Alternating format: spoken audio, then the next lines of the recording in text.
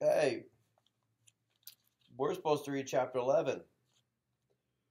Let's go to bed. Well, I guess we can do this. Chapter 11. TV or not TV? Go to bed when we're done with this. Wow. Friday was a great adventure because AJ took me to school on the school bus. It was noisy and smelly and very, very bumpy, and just about everyone on the bus wanted to get a good look at me, including the driver, Miss Victoria. It was exciting. Almost too exciting because AJ couldn't hold my cage steady and I was slipping and sliding and bouncing until I was quite dizzy. Sorry, Humphrey. I'm trying to hold you still, AJ told me as someone bumped his elbow and sent me sprawling on the floor of my cage. It's all right, I squeaked. Weakly. The bus let us off close to AJ's house. It was a 2-story old house with a big porch. As soon as I entered, I got a warm welcome from AJ's mom, his younger brother Ty, his little sister Deely, and his baby brother Bo. Anthony James, introduce us to your little friend, his mom said, greeting us. Anthony James? Everybody at school called AJ by his initials or just Age. This is Humphrey, he answered. Hello, Humphrey, said Miss Thomas. So how was your day, Anthony? Lousy. Garth kept shooting rubber bands at me, and he won't leave me alone. But you two used to be friends, his mother said. Used to be, said AJ, until he turned into a jerk. Mom patted her son on the shoulder. Well, you've got the whole weekend to get over it. Now take Humphrey into the den and get him settled. Miss Brisbane called him Lower your voice, AJ, because AJ always talked extra loud in class. I soon noticed that everybody at AJ's house talked extra loud. They had to, because in the background the TV was always blaring. Now, every house I've been to so far has had a TV. Even Miss Mac had a TV, and I enjoyed some of the shows I had seen with her. There's one channel that had nothing but the most frightening shows about wild animals attacking one another.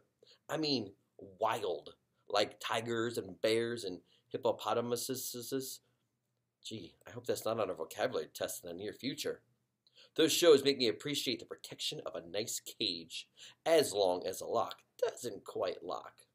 There's another channel that only has people in funny-looking clothes dancing and singing in very strange places. It makes me glad that I have a fur coat and don't have to figure out what to wear every day. Mostly, I like the cartoon shows. Sometimes they have mice and rabbits and other interesting rodents, although I've never seen a hamster show. Yet. Anyway, the difference at the Thomas's house is that the television is on all the time. There's a TV on a table across from a big comfy couch and a big comfy chair, and someone's almost always sitting there watching. I know, because they put my cage down on the floor next to the couch. I had a very good view of the TV. I couldn't always hear the TV, though, because AJ's mother had a radio in the kitchen, which was blaring most of the time while she cooked or did crossword puzzles or talked on the phone. No matter what she did, the radio was always on. When AJ's dad came home from work, he plopped down on the couch and watched TV while he played with the baby. Then AJ and Ty plugged in some video games and played while Dad watched. Deely listened to the radio with her mom and danced around the kitchen. When it was time for dinner, the whole family took plates and sat in the den so they could watch TV while they ate. Then they watched TV some more. They made popcorn and kept watching. Finally, the kids went to bed, the baby first, then Deely, and later Ty and AJ. After they were all in their rooms, Mr. and Mrs. Thomas kept watching TV and ate some ice cream. Later, Miss Thomas yawned loudly. I've had it, Charlie. I'm going to bed, and I suggest you do too, she said. But Mr. Thomas kept on watching, Or at least, he kept on sitting there until he fell asleep on the couch. Ended up watching the rest of the wrestling match without him. Unfortunately, the wrestler I was rooting for, Thor of Glore, lost. Finally, Mr. Thomas woke up, yawned, flicked off the TV, and went upstairs to bed. Peace at last. But the quiet only lasted about 10 minutes. Soon, Mom brought Bo downstairs and gave him a bottle while she watched TV. When Bo finally fell asleep, Miss Thomas yawned and flicked off the TV. Blessed relief. 5 minutes later, Mr. Thomas returned. Sorry, hamster, can't sleep, he mumbled to me as he flicked on the remote. He watched and then dozed off again. But the TV stayed on, leaving me no choice but to watch a string of commercials for car waxes, weight reduction programs, exercise machines, and red-hot harmonica classics. The combination of being nocturnal and being bombarded with sight and sound kept me wide awake. At the crack of dawn, Dealey tiptoed into the room, dragging her doll by its hair, and switched to a cartoon show about princesses. She watched another show about cats and dogs. Scary. Then Mr. Thomas woke up and wanted to check some sports scores. Miss Thomas handed him the baby and his bottle, and soon the older boys switched over to video games, and their parents watched them play. It was loud, loud, loud! But the Thomases didn't seem to notice. What do you want for breakfast? Mom shouted. What? Dad shouted louder. What do you want for breakfast? Mom yelled. Toaster waffles! Dad yelled louder. I can't hear the TV! Ty hollered, turning up the volume. Do you want juice? Mom screamed. Can't hear you! Dad responded. And so it went. With each new question, the sound on the TV would be turned up higher and higher until it was positively deafening. Then Mom switched on her radio. Thomases were a perfectly nice family, but I could tell it was going to be a very long and noisy weekend unless I came up with a plan. So I spun on my wheel for a while to help me think, and I thought and thought and thought some more. And then it came, the big idea. I probably would have come up with it sooner if I could have heard myself think. Around noon, the Thomases were all watching the football game on TV. Or rather, Mr. Thomas was watching the game on TV while AJ and Ty shouted questions at him. Miss Thomas was in the kitchen listening to the radio and talking on the phone. Dealey played peekaboo with the baby in the cozy chair. No one was watching me, so I carefully opened the lock that doesn't lock on my cage and made a quick exit. Naturally, no one could hear me skittering across the floor as I made my way around the outside of the room, over to the space behind the TV cabinet.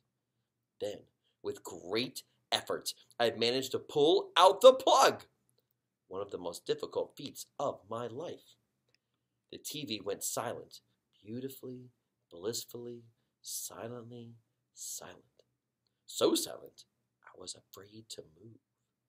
I waited behind the cabinet, frozen.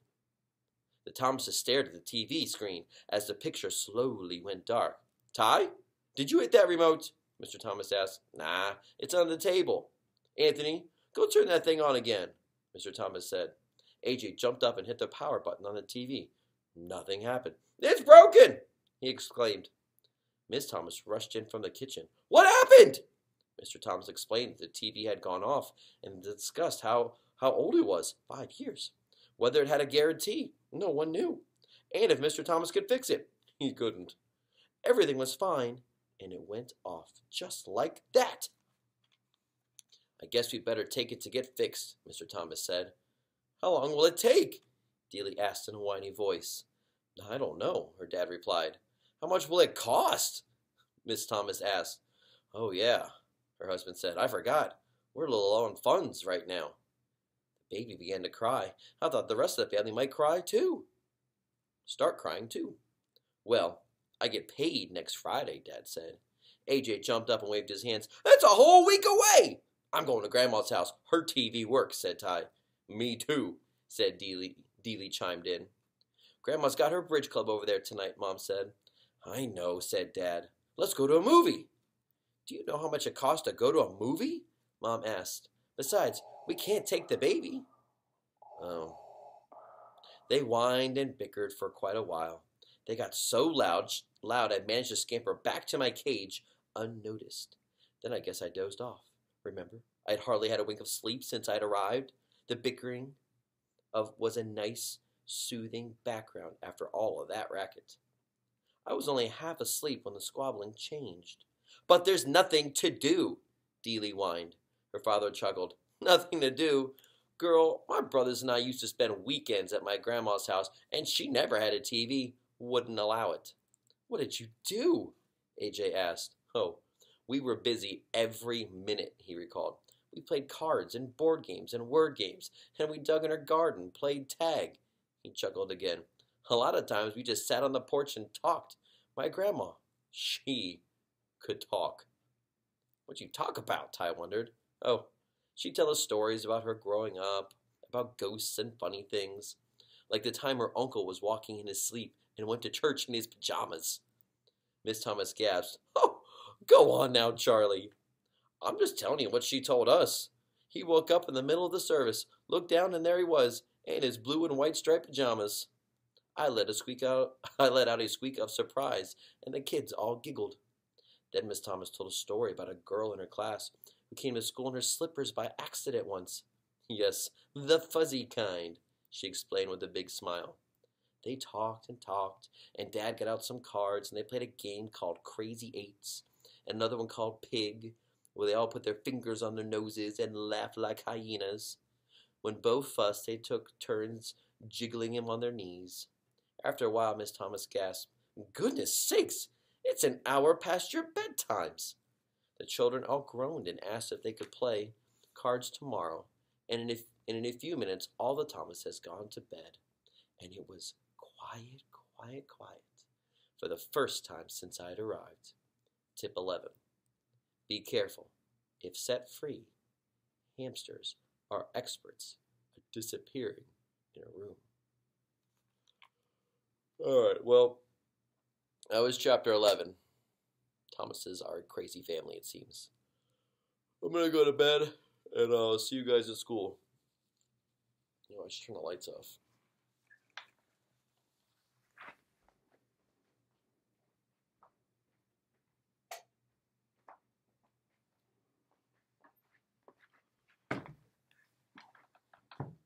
Good night.